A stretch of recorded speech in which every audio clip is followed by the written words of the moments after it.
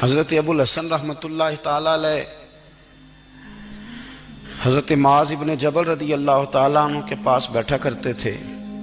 فرماتے ہیں ان سے جو پیار بڑھا تو پھر میرا مصلی سے بھی بڑھ گیا۔ تابعی ہیں، فرماتے ہیں صحابی رسول سے محبت ہوئی تو ذکر سے بھی ہو گئی، پھر درود شریف سے بھی ہو گئی۔ محبت ان سے بڑھی تو پھر اللہ نے مسجد کا پیار بھی بڑھا دیا۔ آپ فرماتے ہیں کہ میری ہر وقت طبیعت چاہتی تھی کہ بس اللہ اللہ کروں، بس اللہ اللہ کروں، بس نہ میں ذرا تھوڑی جان چھڑاؤں لوگوں سے، کوئی 10 منٹ ملے تو میں کوئی 4 نفل پڑھ لوں، میں تھوڑا سا نہ بچوں لوگوں سے، اور مجھے تسبیح ملے تو میں نہ کوئی 400-500 دفعہ استغفار پڑھوں، سبحان اللہ، الحمدللہ، اللہ اکبر، لا حول ولا قوت الا باللہ، میں نہ تسبیحات پڑھوں۔ فرماتے ہیں کہ بچے تھے گھر میں 6-7، غربت تھی، کام ملتا کوئی نہیں تھا، اور میں کام چور نہیں تھا، کام ڈھونڈتا تھا، پر اللہ کی قدرت کے کام نہیں ملتا تھا۔ فرماتے ہیں کہ میں نے ایک دن اپنی اہلیہ سے کہا کہ آج میں پھر جاتا ہوں کام ڈھونڈنے، تو میری بیوی بڑی فرما بردار تھی، پر اس دن نہ غربت کے ہاتھوں تنگ آ کے کہنے لگی آج نانا کوئی تو چیز لے کے آیا، تو مجھ سے بچوں کی بھوک نہیں دیکھی جاتی، یہ سب روگاں دا روگ محمد جس دا نام غریبی، کنڈ بلا کے لنگ جاندے نہیں دوست یار قریبی، آج نہ کچھ لے کے آیا تو میں بچے لے کے میکے چلی جاؤں گی۔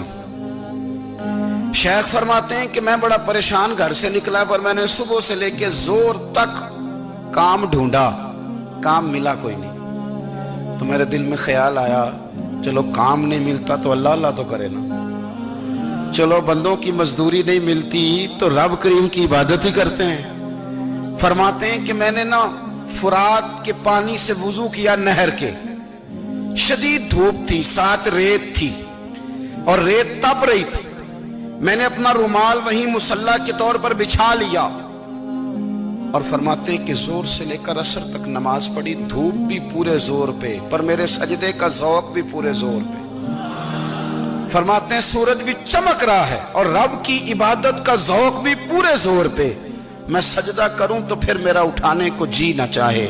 میرے استاد لکھا کرتے تھے، یہ ان کا شعر ہے، وہ کہا کرتے تھے مجھے سوز دے، مجھے ساز دے، اور مجھے نیم شب کا نیاز دے، دم سجدہ خود کو میں توڑ دوں، مجھے ایسا ذوق نماز دے، اور میں تیری بہار کا پھول ہوں، میں کھلا بھی ہوں تو تیرے لیے، مجھے میری شاخ سے توڑ لے، مجھے اپنی زلف کا ناز دے۔ بھائی فرماتے ہیں کہ عصر تک میں نے نفل پڑھے، دل ڈھلنے لگا، عصر کی نماز پڑھی اور میں وہاں سے چلا۔ اب میں جب نکلنے لگا تو دل میں خیال آیا کہ چھوٹی چھوٹی دیواریں ہیں گھر کی، بغیر کچھ لیے جاؤں گا تو بیوی دور سے دیکھے گی تو شور کرے گی کہ پھر خالی ہاتھ آ گیا ہے۔ کہتے میں نے اپنے اسی رومال میں جس پہ میں نے نماز پڑھی تھی نا، رومال میں کی آخی دے پنجابی جسافہ، کہتے ہیں اسی میں نا میں نے کچھ ریت بھر لی کہ وہ دور سے دیکھے گی تو سمجھے گی کچھ لے کے آیا ہے، چلو جا کے اسے بتا دوں گا کہ آج پھر مزدوری نہیں ملی۔ کہتے ہیں وہ ریت لے کر جب میں گھر میں گیا تو پہلے بیوی دروازے پہ کھڑی ہوتی تھی، پوچھتی تھی خالی ہاتھ آ گئے ہو؟ آج میں نے دیکھا تو ہے ہی کوئی نہیں۔ فرماتے ہیں میں اندر داخل ہوا، سلام لیے، کونے میں میں نے وہ رومال رکھ دیا اور میں نے آواز دی کہ بھلی مانس کہاں ہو؟ تو وہ کہنے لگی آپ منہ ہاتھ دھو لیں، میں روٹی لے کے آئی۔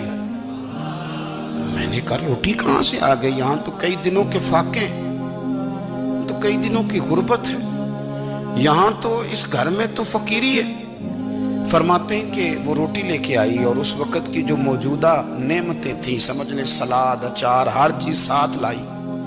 میں نے کہا کہ بچے کہاں گئے؟ کہنے لگی وہ کھانا کھا کے کھیلنے گئے، آپ کھانا کھا لیں آ جاتے۔ کھانا اس نے چن دیا۔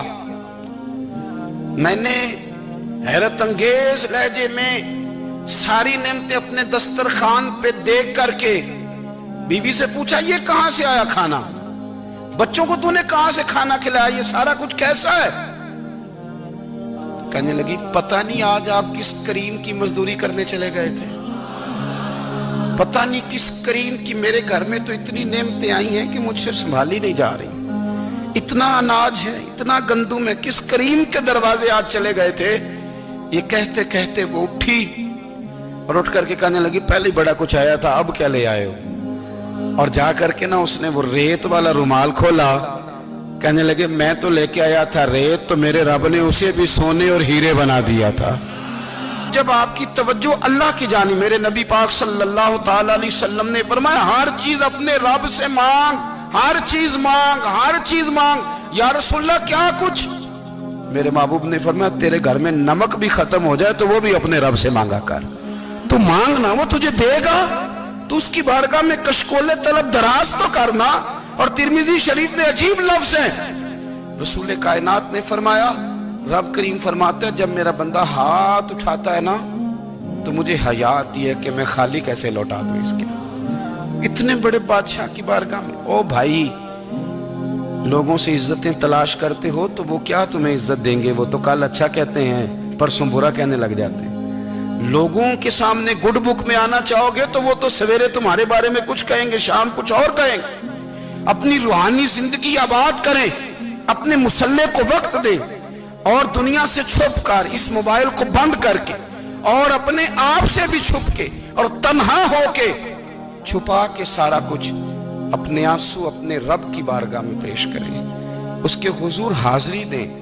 سنو نا ترمذی کی حدیث، اور اسے یاد رکھنا، نبی پاک علیہ السلام نے فرمایا اپنے دکھ لوگوں کے سامنے نہ بیان کرنا، سیٹھوں نوابوں کو نہ بتاتے پھرنا، دنیا داروں کے سامنے جا کے نہ رونا کہ میں تکلیف میں ہوں۔ فرمایا اگر دنیا داروں کو دکھ بتاؤ گے رب تمہیں کبھی غنی نہیں کرے گا۔ اور لوگ ہیں کہ الٹا مذاق اڑائیں گے۔